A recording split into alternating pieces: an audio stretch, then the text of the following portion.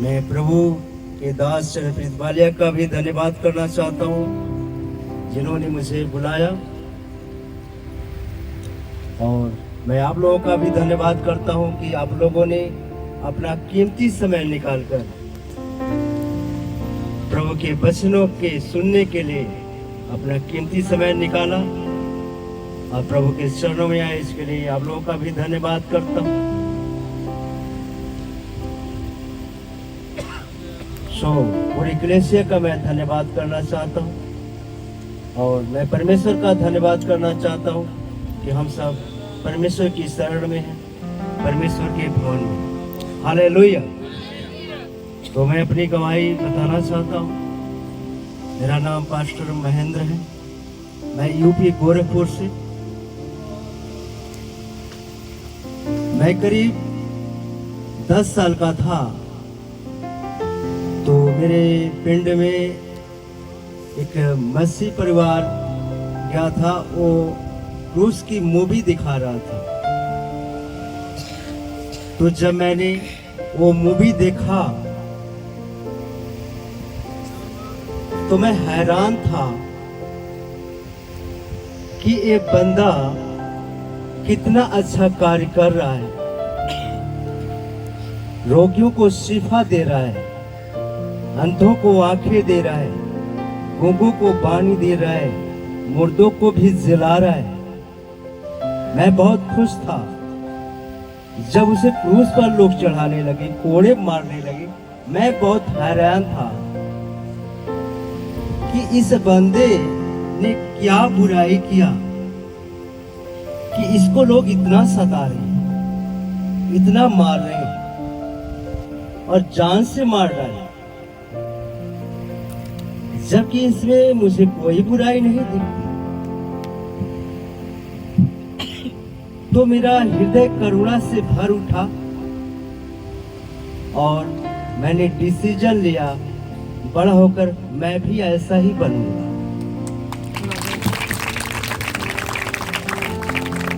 चाहे मुझे मरना भी पड़े तो भी मुझे मंजूर है, लेकिन मैं ऐसी लाइफ जीना पसंद करूंगा। मैं देखा था ये मनुष्य, लेकिन ये नहीं जानता था इसका नाम क्या है। उसके बाद मैं संसार में खोया हुआ था, पढ़ाई लिखाई में बड़ा परमेश्वर के अनुग्रह में और अपने परिवार के अनुग्रह में बढ़ता गया। करीब मैं 20 साल का हुआ तो मैं लुधियाना शहर में आया और वहाँ मुझे एक बीमारी आया जो रीढ़ की हड्डी में दर्द था, उसमें पानी भरा हुआ था और मुझे काफ़ी दर्द हुआ करता था। मैं काफ़ी इलाज कराया, लेकिन कहीं से भी शिफा नहीं मिला। तांत्रिकों के पास जाता था, ओझा के पास जाता था, तो ये सब बातें थे, तेरा सगा भाई कर्तव्य करा दिया है, ऐसा करा दिया है।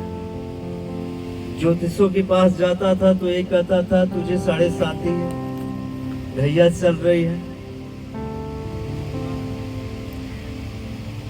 मैं दिक्कत में था ही। उसके बाद मेरी वाइफ जो है, एक आंख से दिखना बंद हो गया, मेरे बच्चे बीमार, और करीब मैं 8 साल का था तभी हमारी माता जी अयोध्या गई हुई थी। मैं हिंदू के बैकग्राउंड से बिलोंग करता हूँ। हमारी माता जी धार्मिक संस्थाओं में अधिक आस्था रखती थी। तीर्थ धामों में जाना, दान पुण्य करना उनको बहुत अच्छा लगता था। अब हमेशा वो करती आई हुई थी। अयोध्या जी गई थी, वहाँ किसी ने अक्षत मार दिया, टोना कर दिया, क्या कर दिया। वहाँ से जब आए तो हमारी माता जी घर आकर पागल हो गई। जब पागल हुई तो उनको कोई ठीक करने वाला नहीं मिला। मैंने बहुत जगहों में दिखाया, लेकिन कहीं से भी शिफा नहीं मिला। मैं लुधियाने भी लाया था, चर्चों में भी ले गया था, ऐसी बात नहीं है चर्च में नहीं ले गया, लेकिन शिफा नहीं मिला। हर जगह ले गया, शिफा नहीं मिला। मेरी माता पागल थी और उसी बीच हमारे भाइयों ने भी हमको अलग कर दिया। मैं अलग दिक्कत में था, हमारी पत्नी को आँख से दिखाई नहीं देता था, बच्चे बीमार थे, माँ पागल थी। भाइयों ने अलग कर दिया, मैं परेशान था। ये हमारी बहन सामने बैठी है, लुधियाना से खड़ी हो जाए। ये हमारी सिस्टर लुधियाना से, मैं इन्हीं के पास आया करता था। बैठ जा, मैं लुधियाना में ही काम करता था। ये हमको, ये हमारी बहन है, लेकिन माँ जैसा प्यार हमको देती है। तो ये हमेशा कहा करती थी कि तू इतना परेशान है तो प्रभु के भवन में चल। मैं ऐसी ऐसी गवाहियां सुनती हूँ, प्रभु तेरे जीवन में भी काम करेगा। तो मेरे दिमाग में चलता था कि लोग खाने के लिए जाते हैं, अधिकतर लुधियाना में लंगर लगता है, जिस चर्च में हमारी सिस्टर जाती थी। तो मेरे दिमाग में था कि लोग लंगर खाने के लिए जाते हैं। तो मैं राजी हो गया, चलो ठीक है, क्योंकि पैसे थे नहीं, चलो कम से कम एक टाइम भोजन तो मिलेगा, खाने के लिए ही चलते हैं। तो जब मैं गया, मेरी बहन मास्टर से मिली और बोली हमारा ब्रदर और ऐसी ऐसी परेशानियों से जूझ रहा है, इसे कहीं से भी शिफा नहीं मिल रही है। उन्होंने कहा, क्या तुम परमेश्वर के ऊपर विश्वास करते? मैंने कहा जी, मैं विश्वास करता हूँ कि कोई परमेश्वर है और संसार को चला रहा है। तो उन्होंने कहा, ये तुम विश्वास करते हो? तो वचन में लिखा है, विश्वास करने वालों के लिए सब कुछ हो सकता है। हालेलुया। तो मैंने कहा, मैं विश्वास करता हूँ। पूरा विश्वास तभी होगा जब मेरे जीवन में काम होगा। उन्होंने कहा, प्रभु तेरे जीवन में भी काम करेगा, तो चर्च आया कर, प्रभु ने चाहा तो शीघ्र ही चंगा हो जाएगा। कहा ठीक है, मैं आया करूंगा। तो मैं अधिकतर मैं खाने के लिए जाया करता था। और जब स्टेज पे लोग गवाहियां दे रहे थे तो मुझे ऐसा लगा कि इन्हीं के लोग होते होंगे जो खड़े होकर गवाहियां दिलाते होंगे कि ऐसा बोलो वैसा बोलो, ताकि लोग आए और सुने और विश्वास करें। तो करीब 3 संडे में गया और जब मैं सोकर उठा तो क्या फील कर रहा हूँ, मेरा शरीर बिल्कुल हल्का था, दर्द नहीं था, मेरा शरीर बिल्कुल हल्का महसूस हुआ। मैं कहा ये क्या बात है, मेरा शरीर हल्का क्यों लग रहा है, दर्द भी नहीं है, दवा भी नहीं खा रहा हूँ, और दवा खाता तो कहाँ खाता, मैं कर्जे में चल रहा था। फिर मैंने रिपोर्ट कराया, डॉक्टर रिपोर्ट देखा, कहता है कहाँ से इलाज कराया? रिपोर्ट नॉर्मल है, ठीक है। अब मैंने बताया, मैं प्रभु के भवन में गया और वहां प्रभु ने मुझे छुआ। हालेलुया। तो मैंने शिफा पाया और उसी स्टेज पर मैंने भी खड़े होकर गवाही दी। तब मुझे विश्वास हुआ ये राइट गवाही दी। हालेलुया। उसके बाद मैं ठीक हो गया, लगातार मैं काम करता रहा। तो अचानक मेरे दिल में आया कि मैंने अपने जीवन में बहुत सारे दुख झेले हैं, कहीं से मुझे शिफा नहीं मिला। यहाँ से शिफा मिला है, मैं इसकी जड़ तक जाऊंगा कि असलियत क्या है, ये शिफा कैसे मिलती है।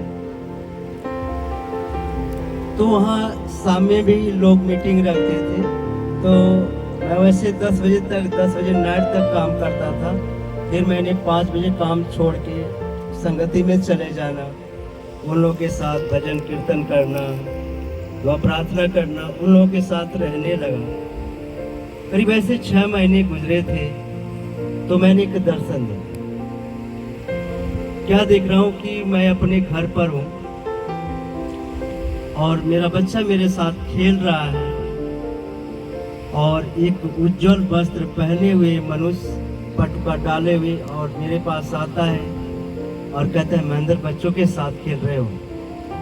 अरे यस, मुझे ऐसा लगा कि मैंने इन्हें कहीं देखा है लेकिन पहचान नहीं रहा।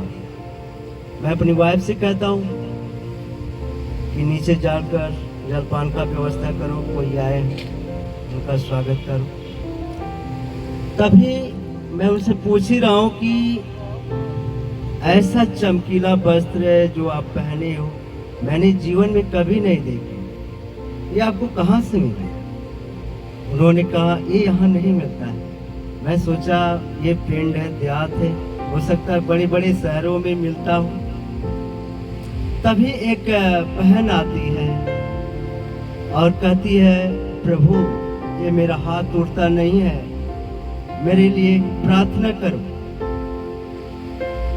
तो कहते हैं मैं यहाँ हमेशा के लिए नहीं आया, तो महेंद्र से प्रार्थना करा, तुझे शिफा मिलेगी।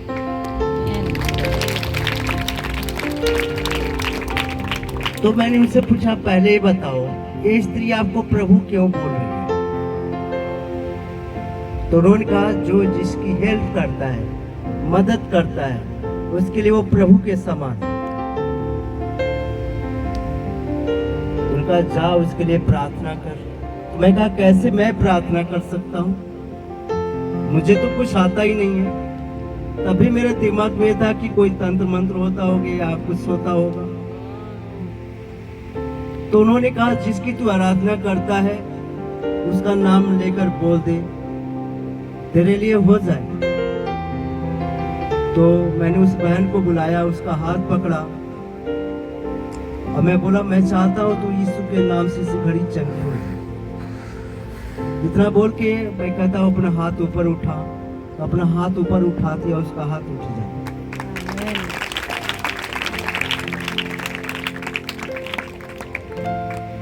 मैं दर्शन से बाहर आता हूँ और मेरे आंखों से आंसू बह रहे होते हैं। वो खुशी के आंसू थे कि प्रभु मेरे पास आया, मैं प्रभु को पहचान नहीं पाया, मेरे आंखों से आंसू निकले जा रहे थे। उसी बीच हमारी ये सिस्टर घर पर आई हुई थी और शादी का माहौल था और वहाँ पर हमारी सिस्टर को ले जाकर लोग कपूर बरवाए थे और घर के जो देवी देवता होते हैं जिसे लोग मानते हैं वो हमारी सिस्टर को पकड़ लिए। वहाँ पर कुछ नहीं, जैसे लुधियाना आई है पागल हो चुकी थी। ये हमारी सिस्टर जो हमको प्रभु में लाई, ये भागती थी और चक्कर खाकर गिर जाती थी, इसको कुछ पता नहीं चलता था, कपड़े खराब हो जाते। बहुत जगहों में दिखाया, हॉस्पिटलों में दिखाया, शिफा नहीं मिला, मंदिरों में, मस्जिदों में, अधिकतर चर्च में भी जाती थी लेकिन शिफा नहीं मिला। मैं भी दर्शन की खुद की मैं कैसे पता लगाऊं कि ये जो मैंने देखा है प्रभु मुझे इस्तेमाल कर रहा है कि नहीं। तो जानता था लेकिन मैं अपने आप से हाथ नहीं बढ़ाना चाहता था। तो करीब ऐसे 1 हफ्ते निकल गए। फिर मैं जैसे हमारी सिस्टर सोकर उठी और भाग रही है, अंदर से आवाज आई उठ अपनी बहन के लिए प्रार्थना कर। मैंने बहन का हाथ पकड़ा और उसी घड़ी इसके सर पर हाथ रखा। मैंने कहा इसी घड़ी यीशु के नाम से चंगी हो जाए। मिनटों नहीं लगा हमारी सिस्टर चंगी हो। हमारा विश्वास बढ़ा। फिर मैंने घर पर फोन लगाकर मैंने अपनी वाइफ के लिए प्रार्थना किया, उसकी आंखें खुल गई दोबारा देखने लगी। जो हमारे बच्चे बीमार रहते थे, प्रार्थना किया, बच्चे चंगे हो गए।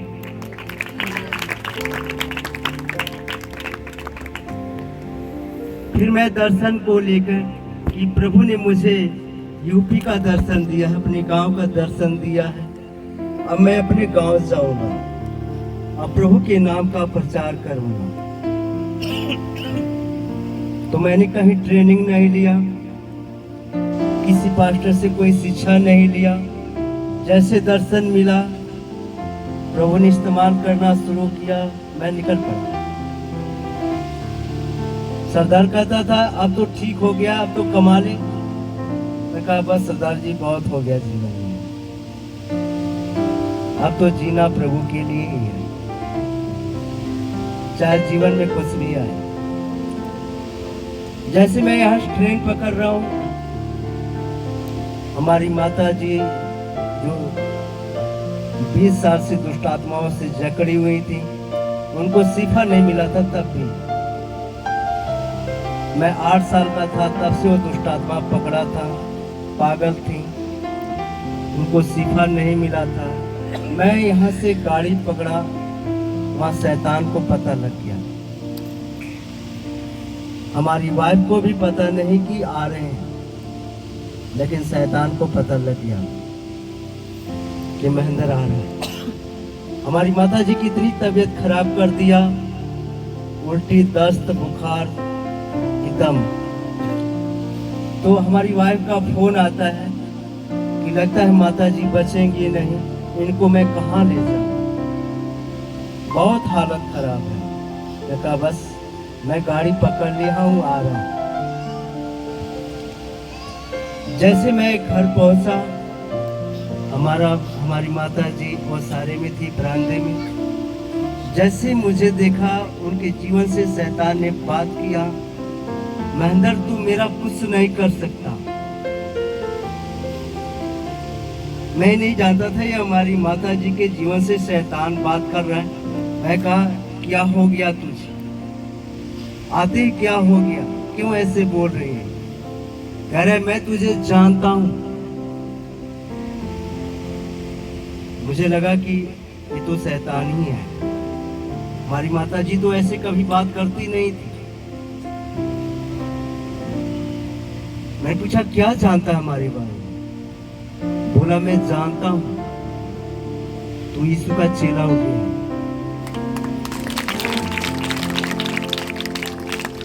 कहा इतने दिन तू मुझे देखता है, मैंने तेरा क्या किया है जो ऐसे बोल रहा है? कहा मैं जानता हूं, पहले कुछ नहीं किया, लेकिन अब मैं जानता हूं तो मुझे निकालने के लिए आया है।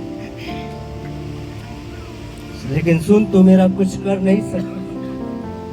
मैं कहा ठीक है, नहीं कुछ कर सकता तो जैसे आत्मा ने आवाज किया, इसको बोल हमारी आंखें में देखे। तो मैंने बोला कि हमारी आंखों में देख। जैसे हमारी आंखों में देखना स्टार्ट किया, वो शैतान दूर दूर जोर जोरों से चीखना चिल्लाना स्टार्ट कर दिया और कहता मुझे छोड़ दो, मुझे छोड़ दो, मुझे जाना है, मुझे छोड़ दे। उसी टाइम मैंने हुक्म किया यीशु नासरी नाम से इस युवक चला जा। वो छोड़कर चला गया। हमारी माता जी को ब्लेसिंग मिला, आशीष मिला।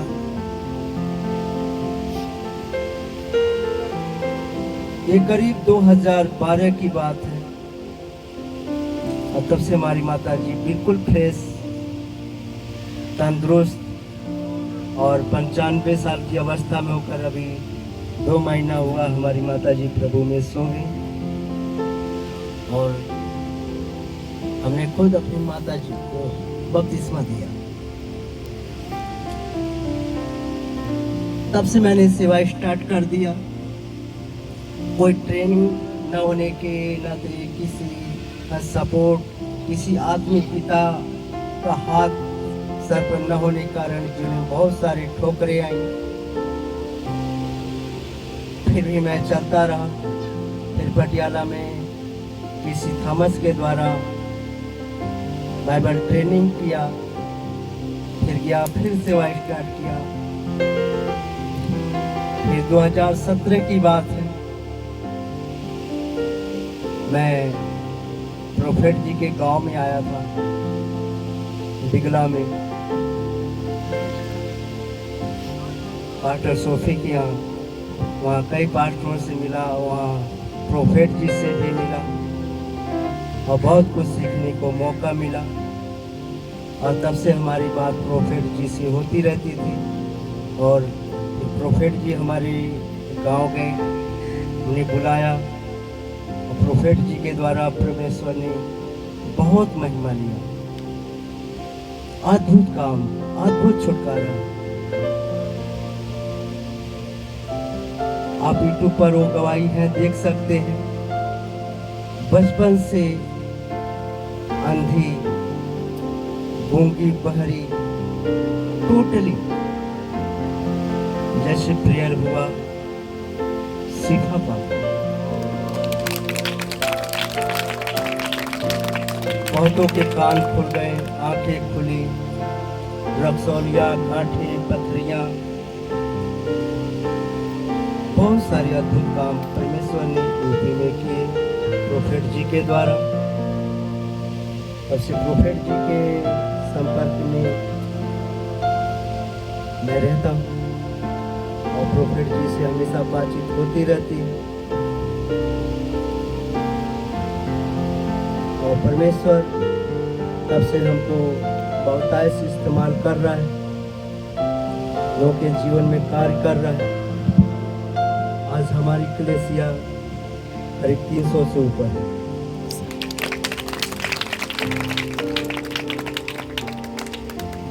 कई जिलों में परमेश्वर इस्तेमाल कर रहे हैं, 3-4 जिलों में, और दूर दूर जगहों में परमेश्वर सुसमाचार को लेकर भेज रहे हैं। और मैं जाता हूँ, परमेश्वर की कलाम को बांट रहा हूँ। कई स्टेजों में गया, परमेश्वर ने अद्भुत रीति से इस्तेमाल किया।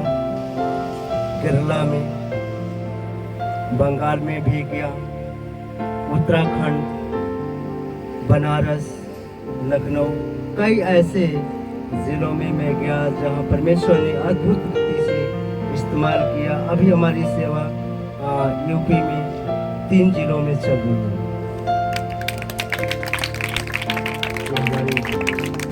गवाही है। प्रभु आप सबको इस गवाही के द्वारा आशीष दे। सबको जय मसीह।